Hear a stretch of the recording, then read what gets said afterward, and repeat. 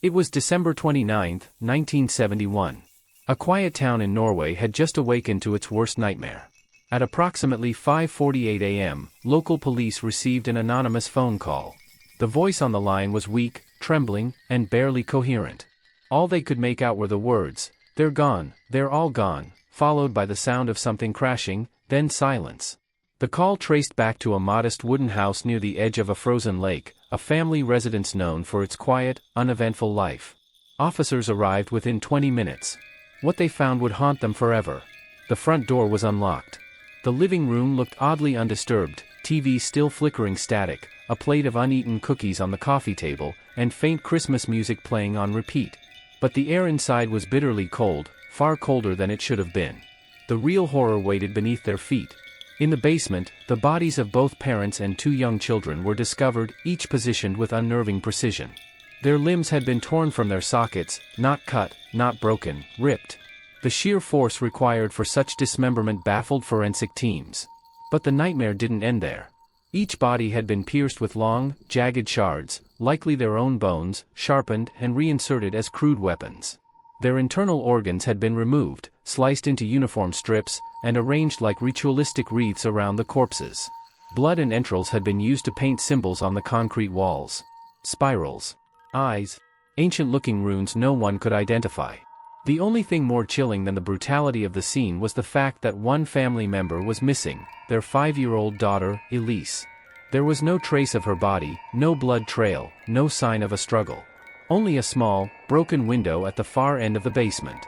And a single child-sized footprint in the snow outside, followed by a much larger one. Authorities launched a national search effort, but Elise was never found. No ransom call. No remains. Just whispers among locals of an old legend. A story once told to scare children into behaving during winter, a naked old man, pale as ice, who watches children through windows at night. They called him the Winter Man. At first, detectives scoffed at the folklore. But then, something strange began to unfold. As news of the crime spread, reports began to surface from other parts of Northern Europe, eerily similar incidents, spanning decades. Families slaughtered in remote homes. Children missing. Bizarre symbols left behind. And always around the same time of year, late December to early January. It didn't take long for the SCP Foundation to take notice. By 1974, SCP agents initiated Project Weissnacht, a global data sweep for all cases fitting the same profile, isolated households located near forests, snow-covered during the holiday season, and having at least one child under the age of 8. What they found was staggering. The pattern wasn't just regional, it was global. And it wasn't new. Archived records revealed cases stretching back to the early 20th century. Then the 1800s. 1700s, even further. In a monastery's journal dated 1521, there was an entry describing a demon in the snow who devoured children and marked walls with cursed symbols. Roman military logs from the 2nd century reference disappearances during Saturnalia, always involving children under 8, vanishing from locked homes. The oldest known reference came from a scratched stone tablet unearthed in Scandinavia, believed to date to the 1st century BCE. The carving showed a towering figure beside a pile of dolls, or perhaps children. Eventually, the Foundation codified the entity as SCP-4666. Its profile, humanoid in shape, approximately 2 meters tall, elderly in appearance, possibly of European origin. Survivors, rare as they are, consistently describe it as naked, emaciated, with pale, cracked skin and eyes like burned-out coals. It never speaks. It simply watches. It is only ever seen during what the Foundation now calls the Weissnacht Events, translated as White Night. These events occur between December 1st and January 2nd, always in the Northern Hemisphere, always along latitudes near 40 degrees north. During this time, SCP-4666 appears to enter an active state, selecting one or more target households that meet its criteria. What happens next follows a chilling progression. From night 1 through night 7, children in the household begin to report seeing a man standing in the woods nearby, or outside their bedroom window. The figure never moves. Never blinks. It just stands there. Parents rarely see it. When they do, they usually dismiss it as a trick of the light, or exhaustion. But by night 8, things escalate. Scratching sounds begin from the rooftop. Soft, dragging footsteps. Occasionally, laughter, dry and hollow. A foul odor fills the home, like rotting meat left out in the snow. The family dog whimpers. The parents start to believe they're being watched, or worse, haunted. And then, night 12 arrives. Only 2 outcomes have ever been documented. One ends in massacre. The other, in a gift. But before we get to that, let's return to the house in Norway. 3 days after the incident, SCP-4666 was officially linked to the case. Elisa's disappearance was reclassified from abduction to Priority Level 1 anomalous capture. But there was one final detail that chilled even the most seasoned agents. Under Elisa's bed, a single object had been left behind. A crude wooden doll, its body wrapped in flayed skin, its eyes stitched shut with sinew, and its smile painted in dried human blood. None of the family owned it. No fingerprints were found. But embedded in its hollow core was a tooth. A baby tooth. It belonged to a different child. And it wasn't the only doll ever found. The doll found under Elisa's bed wasn't an isolated case. In fact, it was the beginning of a horrifying pattern. Over the next decade, the Foundation recovered numerous crude toys from remote crime scenes that had been flagged under the Weissnacht Protocol. Each gift was uniquely disturbing. In 1983, in the Alps of northern Italy, a 5-year-old girl vanished after her family was slaughtered in their mountain cabin. Beneath her bed, agents found a flute, made from a child's femur, stained with dried blood and engraved with strange runes. DNA analysis later revealed the bone belonged to a child who had gone missing in Slovakia the previous year. Another incident in Belarus, 1989, a wooden marionette wrapped in stitched-together scraps of skin, with metal wires controlling its limbs. Human teeth lined the jaw like piano keys, each tooth belonging to a different child. No fingerprints. No signs of forced entry. Always in places blanketed with snow. Always between December 1st and January 2nd. And always, one child missing. It was around this time that the Foundation began noticing something far more sinister. In some rare cases, roughly 15% of all recorded Weissnacht events, no murders occurred. The families reported unusual activity, footsteps in the attic, windows opened during the night, and that same foul odor, lingering like a phantom. But in the morning, instead of blood, there would be a gift. Left neatly beneath the bed of the youngest child.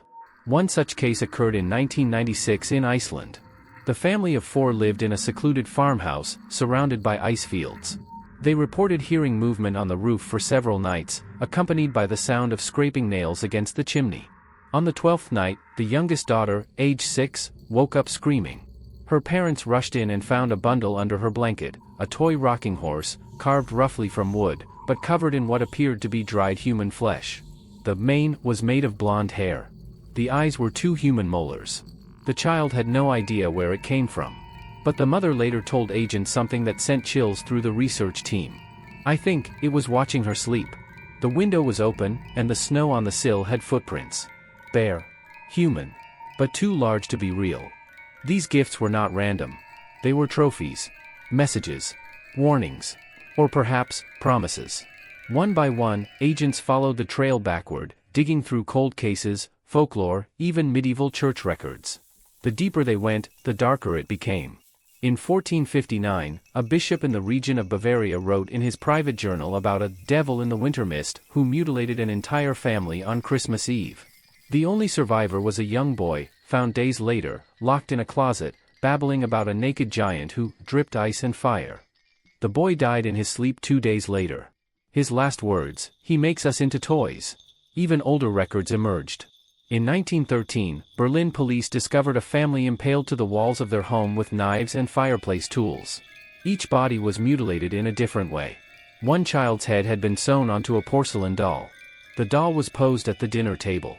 Then in 1956, in a Siberian village, an entire family of 6 was found bound above their fireplace. Their feet had been roasted until only bones remained, while their torsos bore hundreds of small bite marks. Investigators assumed animal attack, until they realized the bite patterns didn't match any known species. And there were no signs of forced entry. The snow outside the cabin was untouched, except for a single line of footprints, leading into the forest, and then stopping abruptly, as if the entity had simply vanished into thin air. And yet, somehow, it had always been the same. Same methods. Same patterns. Same entity. The forensic evidence was even more unsettling. Despite decades, and perhaps centuries, between cases, agents found fingerprints at multiple sites. Not just similar ones. Identical ones. Same pressure, same pattern, same ridges. But here's the impossible part, the fingerprints didn't match any known human anatomy. The ridges were too sharp, almost thorn-like. Some formed unnatural loops, almost like fractals. And in some cases, the prints had no ending. They spiraled endlessly inward. That was when SCP-4666 abilities were re-evaluated. It wasn't just a brutal humanoid. It was something else. Something outside of time. The current hypothesis? SCP-4666 is not bound by conventional physical laws. It can appear anywhere, instantly, within a specific range, typically near the 40 degrees north latitude, though outliers exist. It does not need doors, windows, or any passage. It appears. It observes. And then, if it chooses, it harvests. The victims almost never see it coming. It targets families with at least one child under the age of 8. It waits. Watches. Learns the routine. And then, it enters. By night 12, the outcome is inevitable. In most cases, SCP-4666 incapacitates the family while they sleep, often using physical trauma to render them unconscious but alive. Then, it transports all family members to a centralized room, where the killings begin, one by one. The surviving members are forced to witness every moment. The methods vary, but a few remain constant: mutilation, ritualistic arrangement of bodies, symbols drawn with blood or bile, and the creation of at least one gift to be left behind either for collection, or as a future warning. In many ways, the killings resemble sacrifices. Not just murder. Not just rage. But something deliberate. Something religious. One researcher suggested it may be reenacting an ancient rite. Another believes it is bound to a cycle, perhaps a punishment, or a curse. And then there's the question no one wants to ask: what happens to the children it takes? Most are never found. But once, one came back.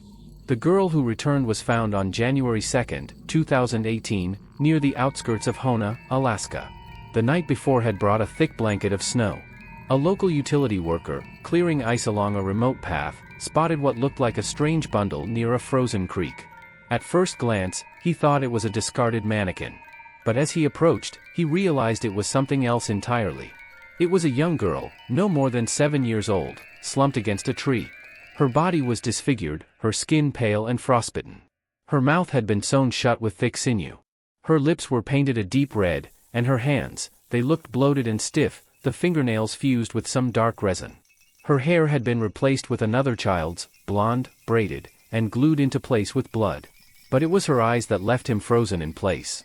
They were gone. In their place were 2 polished white stones, perfectly round, set deep into her hollow sockets. And yet, she was still breathing. She was rushed to the nearest hospital. Doctors were stunned, not just by her condition, but by the fact that she had somehow survived. Her body weighed only 15 kilograms. Her limbs were twisted unnaturally. X-rays revealed improperly healed fractures, broken bones left to mend without any care.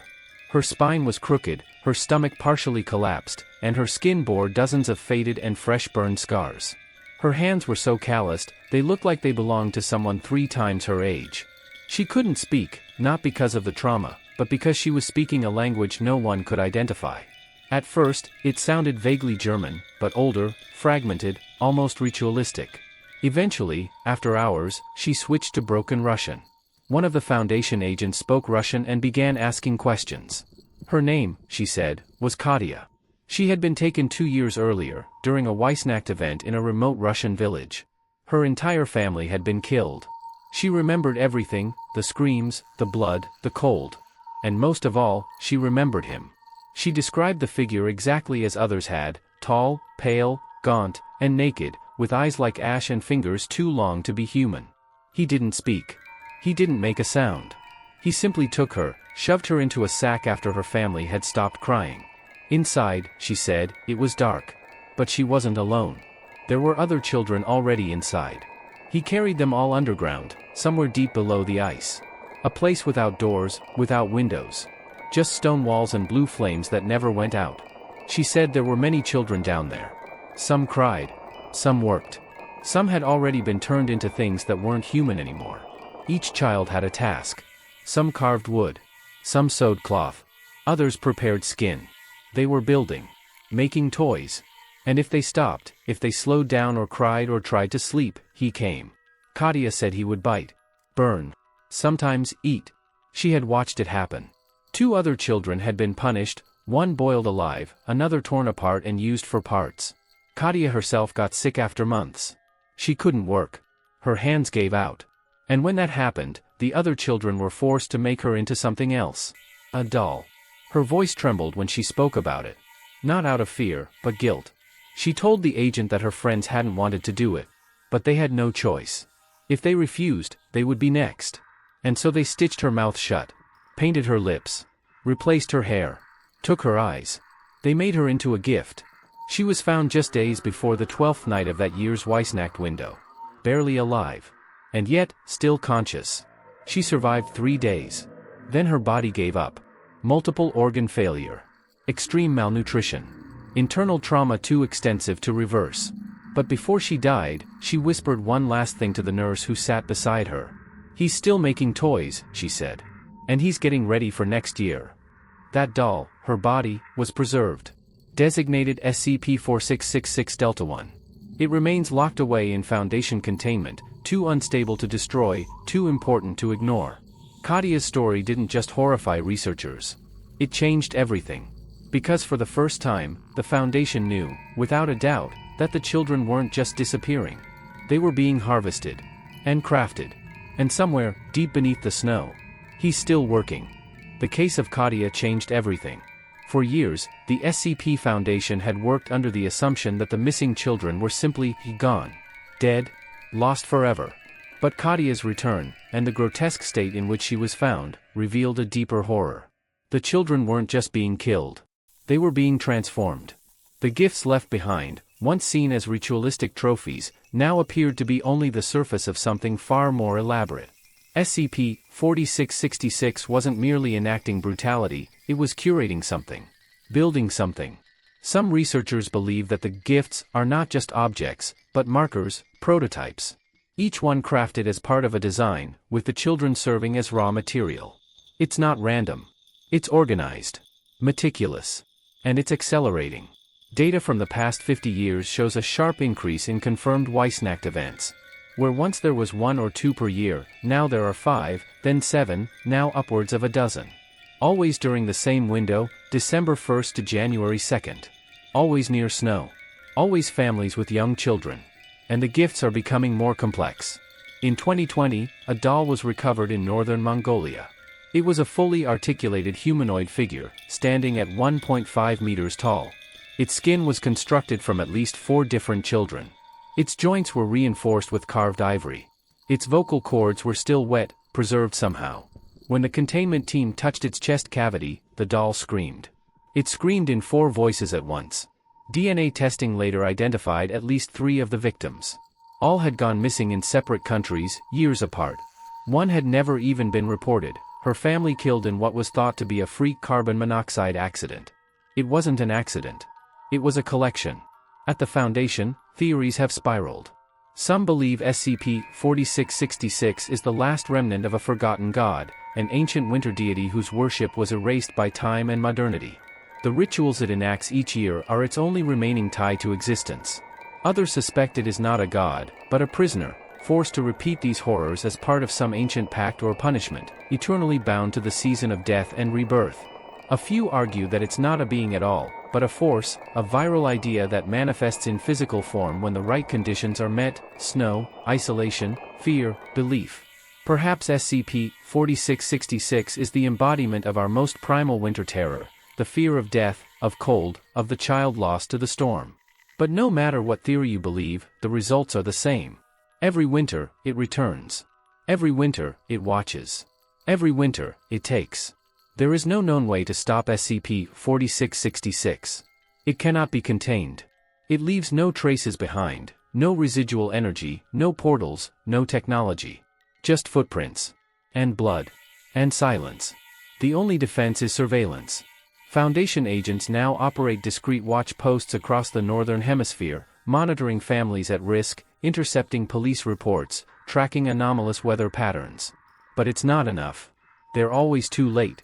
Because SCP-4666 is always ahead. And each year, it seems to learn a little more. There are recent reports, unconfirmed, but deeply unsettling, of events taking place farther south than ever recorded.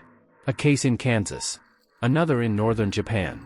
Places not typically associated with heavy snow, now experiencing freak storms. As if the world is shifting, or the entity is expanding. Perhaps the 40 degrees north boundary isn't a limit, it was just a preference. Perhaps now, it's hungry. And that leaves only one question. Why the children? Some think it's about purity, ritual sacrifice of the innocent. Others believe it's about transformation. Children are moldable, easier to break and rebuild. Easier to silence. But Katia offered one final theory. One the agents didn't record officially, but never forgot. He told me, she whispered one night before dying, that when enough toys are made, he'll give them to someone. To who, they asked. She didn't answer. She just smiled. A red, stitched smile. To this day, SCP-4666 remains at large. Its patterns persist. Its victims increase. And somewhere, beneath the frozen earth, something is being built. By small hands. In the dark. In the cold. So if you live in the north? If you see bare footprints in the snow outside your window? If your child says there's a man standing in the trees, watching. Lock your doors. Do not sleep. And whatever you do, don't accept the gift.